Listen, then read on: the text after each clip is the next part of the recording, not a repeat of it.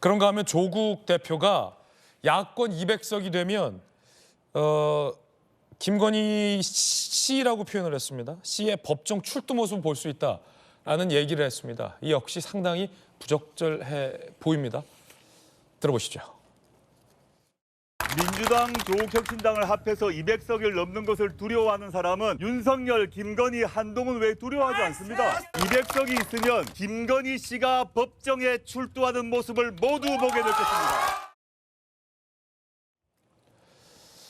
2심에서 실형 유죄를 받은 조국 대표가 200석이 되면 이 영부인의 법정 출두를 공약하고 있는 셈과 다름없습니다. 과연 우리 정치를 하는 목적이 누군가를 감옥에 넣기 위해서 혹은 나의 개인적인 어떤 정치 보복을 위해서라면 그것은 적절하다고 할 수 있을까라는 물음 앵커로서 드릴 수밖에 없을 것 같습니다. 오늘 저희 정치 시그널에 김경률 비대위원이 출연했습니다. 아시다시피 이 조국 흑서의 저자로도 유명했죠. 진보 진영의 지식인이 조국 사태를 계기로 조국을 비판하면서 탈진보를 선언했던 인물이기도 합니다. 뭐라고 얘기했을까요? 들어보시죠. 저는 조국에 대한 신드롬과 김준혁, 양문석, 이상식 후보 이런 후보들에 대한 태도가 맞물려 있다라고 보거든요. 무슨 말씀이냐면 조국에 대한 그리고 이재명에 대한 용인이라고 하는 것, 민주당의 메시지들을 쭉 보고 있는데 이분들은 지금 그렇다는 거거든요. 김준혁, 양문석 내비둬도 지금 어떠한 조치를 취하지 않더라도 민심의 향배엔 영향이 없다.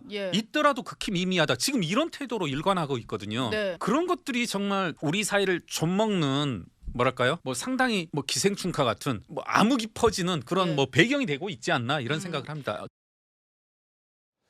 이 조국 대표가 왜 정치를 하려 할까와 관련된 궁금증을 새삼 질문 드릴 수밖에 없는데 범야권 200석이 되면 김건희 씨의 법정 출두 모습을 볼 수 있다라는 발언 우리 박성규 차관께서는 어떻게 들으셨습니까? 우선 김건희 씨라고 호칭을 했잖아요. 저 얘기는 다른 말로 하면은 대통령 부인으로 인정하지 않겠다는 공개적인 선언이잖아요. 저건 아니죠. 마음에 들지 않더라도 우리가 조국 교수가 범법을 저지르고 많은 국민들의 정말 지탄을 받는 일을 하고 있지만 조국 교수라고 명칭을 좀 붙여주잖아요. 그건 사회가 가지고 있는 일종의 상식에 기반한 합의 때문에 그런 것인데 그 인식에 문제가 있다는 말씀을 좀 드리고 싶고 비법률적 방식으로 명예회복을 하겠다고 선언하고 지금 뛰고 있는 것 아니에요. 그쪽으로 가고 있는데 저분도 지금 굉장히 흥분하고 있는 거 맞죠? 흥분은 어떤 상태에서 오냐면 자기 중심을 잃어버리는 상황에서 오는 거거든요. 저는 정말 그래요. 이제까지 수많은 선거를 치러보고 직접 뛰어보기도 했지만 이런 선거 처음이거든요. 수많은 범법자들 그리고 비도덕적 파렴치한들이 지금 한바탕 난장판을 벌이고 있는 그런 선거가 되고 있기 때문이죠. 놀랍게도 제가 정말 놀랍는 것은 그런 범법자들 이른바 비양심적, 비도덕적 파렴치한들에게도 많은 국민들이 환호를 보내고 있다는 거예요. 난 이걸 어떻게 생각해야 될지 모르겠어요. 한 가지 분명한 것은 적어도 다음 단계부터 선거에 출마할 사람들, 공직을 꿈꾸는 사람들이 말조심할 필요 없어도 될 것 같아요. 행동조심 안 해도 될 것 같아요.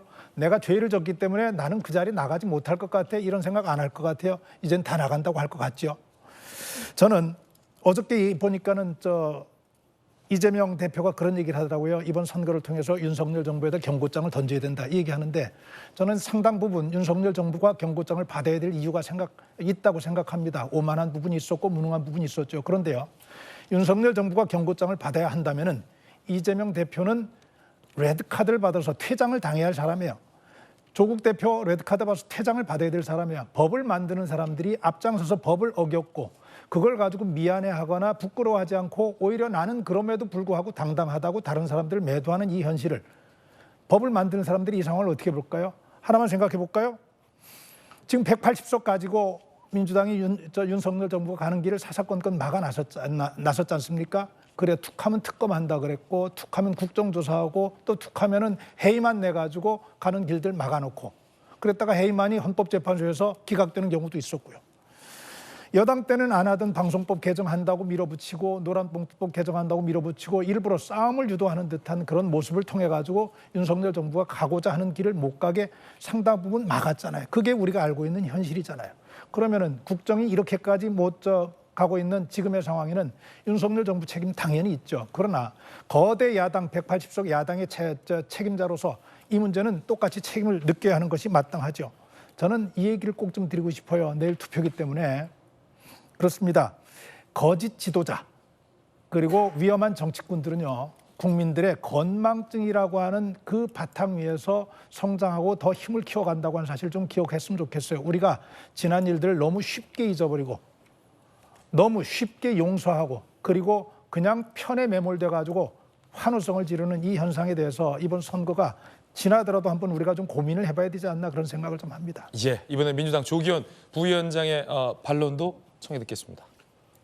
저 말씀이 나온 맥락은 한동훈 위원장이 엊그저께 200석 얘기를 하면서 범야권 200석이 되면 이재명 대표와 조국 대표가 셀프 사면하겠다 이 얘기를 했거든요. 이게 성립될 수 없는 얘기다를 하면서 200석의 의미를 강조한 얘기인데 그 연결시켜 보면 지난 국회에서 야당이 180석 가까이를 갖고 있었지만 번번이 이 대통령 거부권 행사에 의해서 주요 법안들이 좌초가 됐습니다.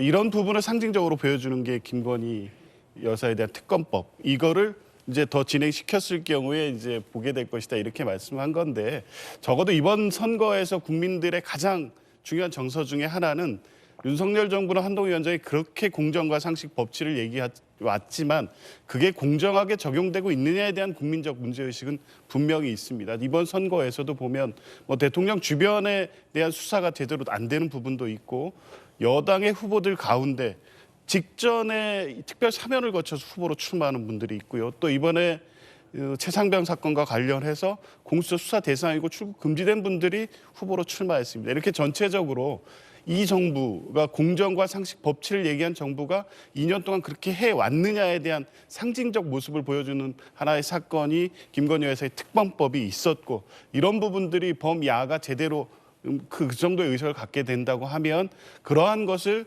이렇게 국민들 다수가 생각하는 불공정을 시장할 수 있다는 걸 강조한 표현이다 이렇게 봅니다. 예, 두 분의 개인적인 견해 공의 전해드렸습니다.